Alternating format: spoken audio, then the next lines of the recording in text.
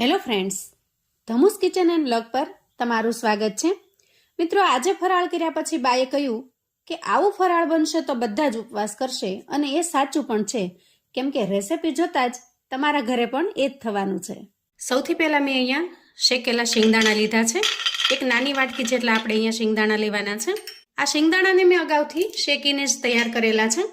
તો આ રીતે હાથથી ઘસી આપણે એના ઉપરની જે ફોતરી છે, એના ઉપરની જે સ્કિન છે એને કાઢી લઈએ. ત્યાર પછી શિંગદાણાને આપણે ખાંડી લેવાના છે. અહીંયા એકદમ બારીક પાવડર ન કરતા થોડા અધકચરા રહે ને એ રીતે આપણે ખાંડી લેશું. જે તમે મિક્સચરની અંદર ક્રશ કરશો તો વધારે પડતો પાવડર થઈ જશે, જેથી આપણે ખાંડની મદદથી આ રીતે અધકચરા ખાંડી લેવાના. ત્યાર પછી આપણે એક મીડિયમ સાઇઝનો બટેકો લઈશું અને દૂધીનો એક નાનો ટુકડો લઈશું. બટેકાની ઉપરની છાલને ઉતારી લઈએ. તો આજનો જે ફરાળી નાસ્તો બનશે મિત્રો, એકદમ સરસ ટેસ્ટી, યુનિક અને સાવ નવો છે. તમે આ રીતે કદાચ પહેલાં ક્યારેય નહીં બનાવ્યો હોય, એક વખત જો બનાવશો ને તો જ્યારે પણ વ્રત ઉપવાસ હશે તમને આ નાસ્તો ચોક્કસથી બનાવવાનું મન થશે.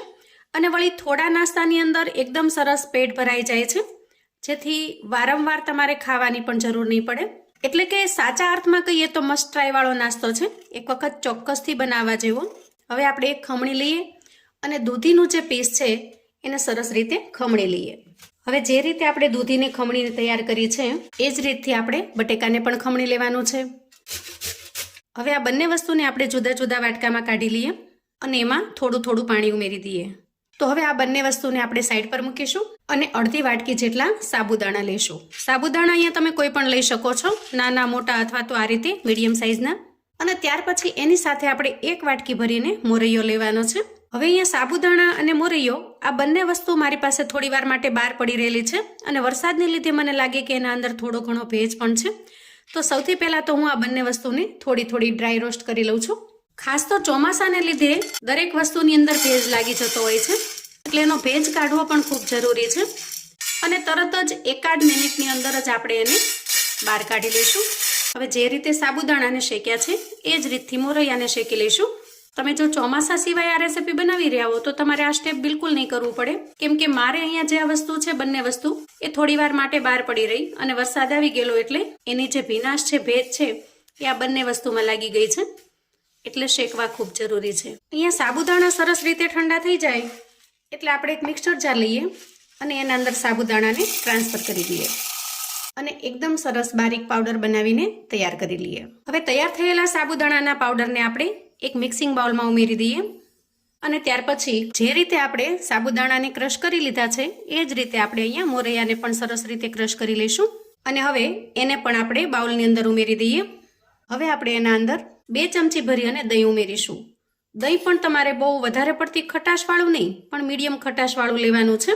અને દહીંની સાથે આપણે થોડો લીંબુનો રસ પણ ઉમેરીશું અને સરસ રીતે મિક્સ કરી લઈશું. આ રીતે એકદમ સરસ રીતે મિક્સ કરી લેવાનું. અને ત્યાર પછી જ આપણને ખબર પડશે કે હવે આપણે આના અંદર કેટલા મોઇસ્ચરની, એટલે કે કેટલું વધારે ભીનું કરવાનું છે, કેટલું વધારે ઢીલું કરવાનું છે, એ હવે જ ખબર પડશે. ત્યાર પછી ઉમેરીશું એકદમ સરસ મજાનું જે આપણે બટેકાનું ખમણ બનાવ્યું છે એને, અને એની સાથે આપણે દૂધીનું ખમણ પણ ઉમેરી દઈએ. અને હવે આપણે આમાં થોડા રૂટીન મસાલા કરવાના છે. સૌથી પહેલાં 1 ચમચી જેટલો મેં અહીંયા મરી એટલે કે તીખાનો પાવડર તૈયાર કરેલો છે, જે અધકચરો ખાંડેલો છે. એકદમ સરસ ફાઇન પાવડર નહીં, પણ થોડો અધકચરો ખાંડેલો નાખવાનો, જેથી એના જે ચંક્સ છે એ નાસ્તામાં ખૂબ સરસ લાગશે. અને 1 ચમચી જેટલો આપણે અહીંયા શેકેલા જીરાનો પાવડર ઉમેરીશું. ત્યાર પછી ઉમેરીશું સ્વાદ પ્રમાણે મીઠું. મેં અહીંયા ફરાળી મીઠું લીધું છે, તમે જે ફરાળમાં ખાતા હો એ જ મીઠું તમારે લઈ લેવાનું. હવે અહીંયા મેં 2 ચમચી જેટલી આદુ અને મરચાંની પેસ્ટને ખાંડીને તૈયાર કરેલી છે, પણ પેસ્ટ છે ને એને આપણે અધકચરી ખાંડવાની છે, જો આ રીતની. તો એને પણ ઉમેરી દઈશું. તીખાશ થોડી વધારે સરસ થાય એટલા માટે મેં 2 ચમચી જેટલું લીધું છે. તમને જેટલી તીખાશ ભાવતી હોય એ પ્રમાણે તમારે મરચાંની પેસ્ટ લેવાની. 3 થી 4 ચમચી જેટલા મેં અહીંયા દાડમના દાણા લીધા છે, એને પણ ઉમેરીશું. દાડમના દાણાનો ટેસ્ટ પણ ખૂબ સરસ આવશે. તમારી પાસે જો દાડમના દાણા અવેલેબલ ન હોય તો તમે સ્કીપ પણ કરી શકો છો. હવે કોઈ પણ જાતનું પાણી ઉમેર્યા વગર સૌથી પહેલા તો આપણે એને મિક્સ કરી લઈએ, જેથી આપણને હવે વધારે કેટલું પાણી ઉમેરવાનું છે એનો ખ્યાલ આવી જશે. હવે આપણે અહીંયા જે વાટકીને માપ તરીકે સેટ કરેલી છે એ અડધી વાટકી ભરીને હું પાણી લઉં છું અને એમાંથી થોડું થોડું કરી પાણી આમાં ઉમેરતી જાઉં છું. સાથે સાથે આપણે મિક્સ કરતા જઈએ. અહીંયા ફરાળી વાનગીની અંદર તો આ રીતે સિમ્પલ મસાલા જ જતા હોય છે, અને સિમ્પલ મસાલાથી પણ આ રેસીપી એટલી સરસ ટેસ્ટી બનશે કે શ્રાવણ મહિનો રહેતા હો કે નવરાત્રી, તમને આ રેસીપીનો ટેસ્ટ દાઢે વળગી જશે. ત્યાર પછી જ્યારે પણ તમારે ઉપવાસ હશે ને, આ રેસીપી તમે કાયમ બનાવવાનું પસંદ કરશો. અને હું તો કહું છું કે 1 મહિનાના ઉપવાસમાં જો 15 દિવસ પણ તમારે આ રેસીપી ખાવાનું થાય તો પણ તમને બિલકુલ કંટાળો નહીં આવે. તો અહીં આપણે જે અડધી વાટકી જેટલું પાણી લીધું છે એ બધું જ પાણી હું હવે ઉમેરી દઉં છું.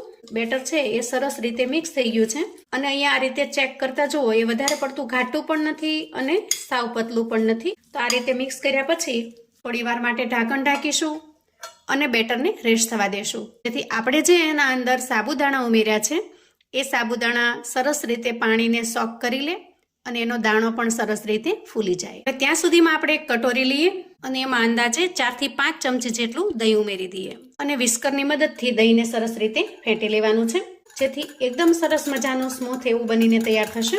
જુઓ, ત્યાર પછી દહીંમાં થોડું સ્વાદ પ્રમાણેનું મીઠું ઉમેરી દઈએ. અહીંયા મેં ફરાળી મીઠું જ લીધું છે.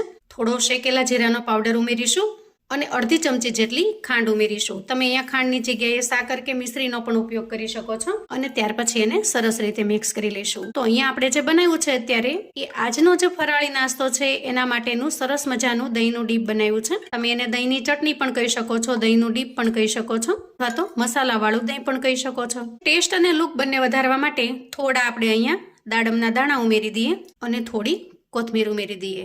તમે જો ફરાળમાં કોથમીર ન ખાતા હો તો તમારે કોથમીર નહીં ઉમેરવાની, એને સ્કીપ કરી દેવાની. જુઓ, એકદમ સરસ મજાનું ચટણી જેવું દહીંનું ડીપ બનીને તૈયાર થયું છે. હવે ત્યાં સુધીમાં અહીંયા બેટર પણ સરસ રીતે રેસ્ટ થઈ ગયું છે.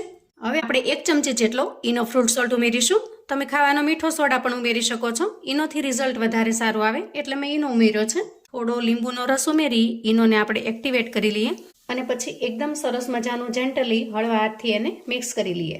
છેલ્લે ઉમેરીશું એકદમ ઝીણી સમારેલી કોથમીર અને સરસ રીતે મિક્સ કરી લઈશું. બાકીની પ્રોસેસ માટે આપણે હવે ગેસ તરફ જઈશું. અહીંયા ગેસ ઓન કરી ગેસ ઉપર મેં એક તડકા પેન મૂક્યું છે. તમારી પાસે કોઈ નાનું પેન હોય તો તમે એ પણ લઈ શકો છો અને જો નાનું પેન ના હોય તો મોટા પેનની અંદર પણ તમે આ નાસ્તો બનાવી શકો છો. હવે આપણે પેનની અંદર 1 ચમચી જેટલું ઘી ઉમેરી દઈએ. તમે અહીંયા ઘીની જગ્યાએ તેલનો પણ ઉપયોગ કરી શકો છો. ઘી સરસ મજાનું મેલ્ટ થઈ જાય એટલે આપણે એમાં મીઠા લીમડાના પાનને મેં એકદમ બારીક સમારીને તૈયાર કરેલા છે એને ઉમેરી દઈએ. તમે જો તલ ખાતા હો તો આ સમયે તલ પણ ઉમેરી શકો છો, જીરું ખાતા હો તો જીરું પણ ઉમેરી શકો છો. અને ત્યાર પછી ઉમેરીશું એકદમ સરસ મજાના ક્રશ કરેલા શિંગદાણા. અને પછી આપણે જે બેટર તૈયાર કરેલું છે એ બેટરને એમાં ઉમેરી દઈએ.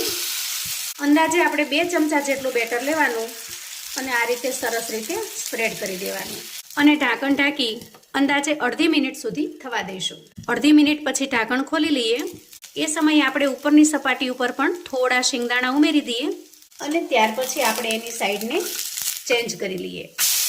જુઓ, આ રીતે. ત્યાર પછી નીચેની સપાટીમાં પણ આપણે થોડું ઘી ઉમેરી દેવાનું એટલે નીચે પણ એકદમ સરસ મજાનું ક્રિસ્પી થઈ જશે.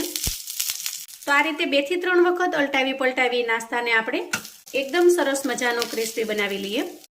મારી આજની જો મહેનત તમને થોડી ઘણી પસંદ આવી હોય તો વિડીયોને એક લાઇક ચોક્કસથી આપજો.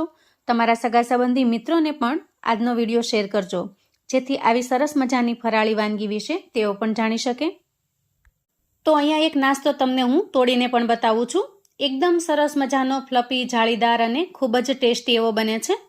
તો મિત્રો, ચેનલ પર જો તમે નવા છો તો પ્લીઝ ચેનલને સબસ્ક્રાઈબ કરજો. કોમેન્ટમાં રેસીપી કેવી લાગી એ મને ચોક્કસથી જણાવજો. ફરી મળીશું એક નવી રેસીપી સાથે. ત્યાં સુધી આવજો.